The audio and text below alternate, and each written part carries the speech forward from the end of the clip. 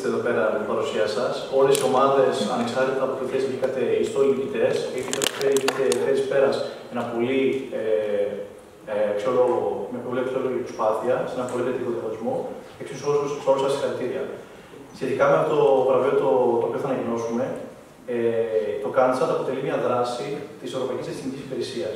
Μια άλλη δράση της Ευρωπαϊκής Διαστημικής Υπηρεσίας είναι ο Ευρωπαϊκός Διαγωνισμός Υδραυλικής, Europe, ο οποίος γίνεται κάθε χρόνο στην Πορτογαλία τον Οκτώβριο. Φέτος, για το Europe του 2025, η ομάδα μας, η ASAT, πρόκειται να διαγωνιστεί στην κατηγορία των 9 χιλιόμετρων υψόμετρο με πύραυλο υγρών καυσίμων, όπως σας έχουμε παρουσιάσει και σε κάποια workshop στην διάρκεια του διαγωνισμού.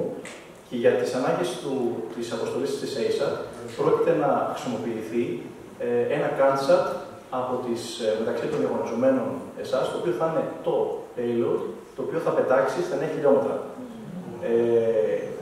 Για να το ξαναμεταφράσω αυτό, να το ακούσετε καλά, ένα από τα Kantsat των ομάδων που βρίσκεστε εδώ επιλέχθηκε από την ομάδα μας προκειμένου να πετάξει ξανά με κάποιες μικρές τροποποιήσεις σε πύραυλο 4,5 μέτρων ο βάρος 70 κιλών, όσης 550 κιλών δύναμη, για να κάνει την ίδια αποστολή με τους ίδιους αισθητήρες, με ελάχιστες αλλαγές από την Πορτογαλία φέτος τον Οκτώβριο.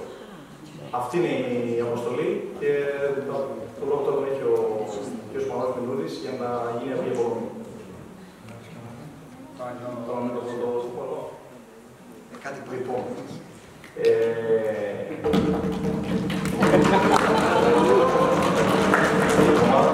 Η ομάδα που κέρδισε είναι η Ερμής 1 για το βραβείο την ομάδα ASAT.